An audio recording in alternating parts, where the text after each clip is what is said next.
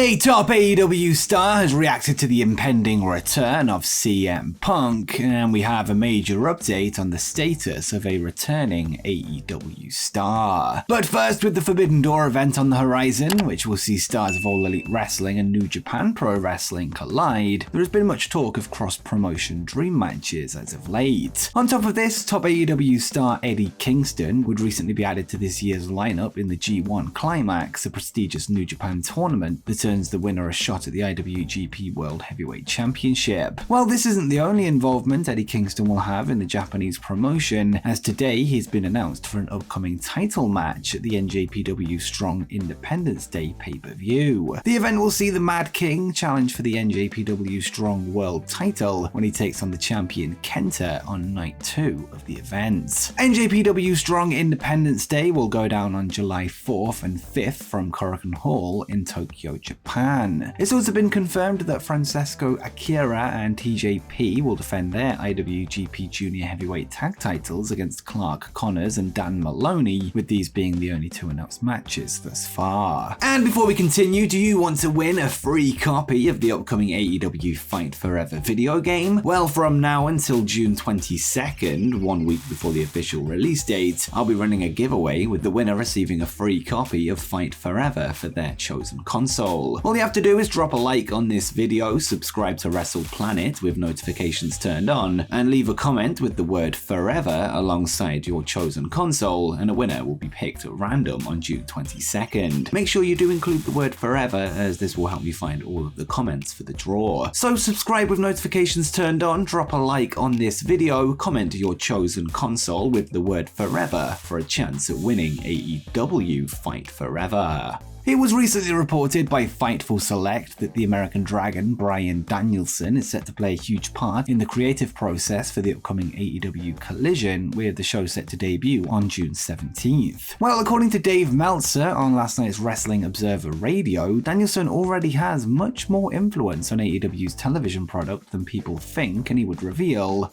By the way, Danielson, everyone knows that Danielson has got a lot of booking influence now in AEW. It's more than people think. It's funny because when he talked about it last Sunday and said how he and Tony Khan, their thought process is very similar when it comes to wrestling, and basically Tony Khan's standpoint is kind of the same. They have ideas and they're bouncing stuff off. They love bouncing stuff off each other. The Friday show Rampage was an example of those two guys kind of bouncing an idea like, we're going to do a championship night, and that was what they came up with. But he's got a lot of influence. He's a very key part of creative right now. With Bryan now taking a more significant role in creative, he joins the likes of Pat Buck, Sanjay Dutt, QT Marshall, and Will Washington that helped put the show together, with Jerry Lynn, Dean Malenko, and Christopher Daniels all often providing creative input, with Tony Khan increasingly surrounding himself with more experienced heads as of late. It was also recently written in the Wrestling Observer newsletter that the likes of Kenny Omega, the Young Bucks, Jon Moxley, FTR, and CM Punk all have heavy input into their own storylines.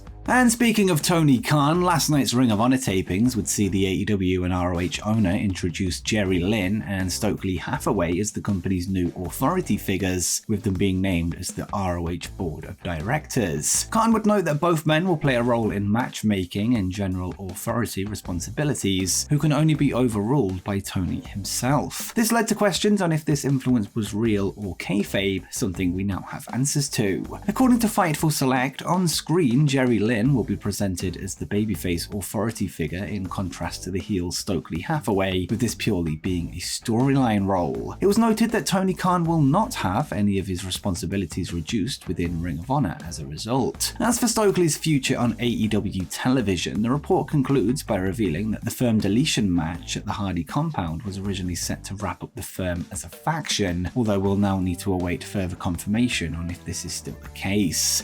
And next up, a current WWE superstar appears to have heat with the family of a WWE Hall of Famer. On the June 2nd edition of WWE SmackDown, Lacey Evans would appear under a new drill instructor gimmick, wearing gear that was reminiscent of WWE legend Sergeant Slaughter. While Slaughter's daughter would take to Twitter after the show to blast both WWE and Evans, calling her a poser. The two have since gone back and forth on Twitter, with Slaughter himself getting involved in the beef. Well, according to a report from WrestleVotes, there appears to be even more to this story than meets the eye, as they would reveal that Sergeant Slaughter was offered the chance to work with Evans in the past, an opportunity that he was quick to turn down, and they would write, adding to the Lacey Evans Sergeant Slaughter story, back in January, WWE asked Sarge to appear in the Lacey return vignettes, where he would teach and pass down the Cobra Clutch. Slaughter adamantly denied any involvement. We'll now have to wait and see if there'll be any adjustments to the new Lacey Evans, although you'd hope that this will not be the case.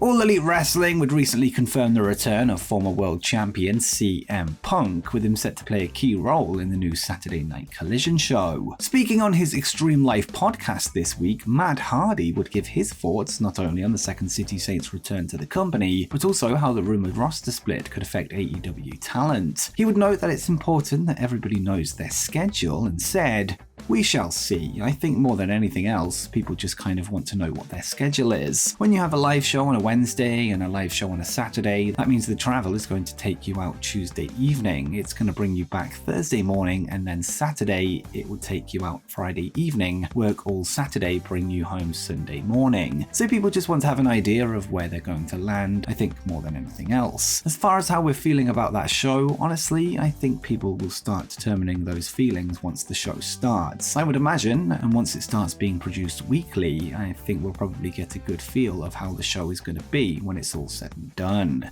As for his thoughts on CM Punk, Hardy would ponder how the live audience will react to him and said, "CM Punk, he's a huge star, so him coming back is a big deal. It's just going to be really interesting to see what kind of reaction he gets. I know when the Young Bucks were in Chicago, they were getting booed out of the building. They were polarizing. It's going to be interesting to see how CM Punk's reactions are as well, especially with how smart the All Elite Wrestling fans are." Hardy would then be asked about CM Punk's rumoured feud with old Ring of Honor rival Samoa Joe, offering a brief response saying that this is the best case scenario. In a video earlier today, we would cover a story concerning the in-ring return of AEW's Andrade El Idolo, who will be wrestling in Mexico 2 days before the debut of AEW Collision on June 17th, a brand he has been advertised to be a part of. We now have even more details on his comeback from injury, having suffered from a torn pectoral muscle last year that's kept him out of action since. According to Fightful Select, Andrade was in fact backstage at a recent taping of AEW Dynamite. This on the May 10th episode of the show, this being the one where Miro and Thunder Rosa were seen entering Tony Khan's office ahead of the announcement of Collision the following week. The report adds that the original plan was for the Idol to take part in a similar segment involving Khan's office, although word has it that he didn't want to take part in such a segment, with there being no word as to why. With that said, a backstage segment was filmed the following week for social media, something that has yet to emerge. The report confirms that Andrade is still expected to compete on Collision in the future, much like the announcements have suggested. At the aforementioned May 10th taping of Dynamite, Andrade was seen working out in the ring before doors opened, although those close to him insisted that he wasn't yet physically ready to return. However, that has of course now changed due to the announcement of the show in Mexico, with him also apparently recently holding talks to appear for a Puerto Rican promotion too. And before you go, make sure you check out how AEW can change wrestling forever.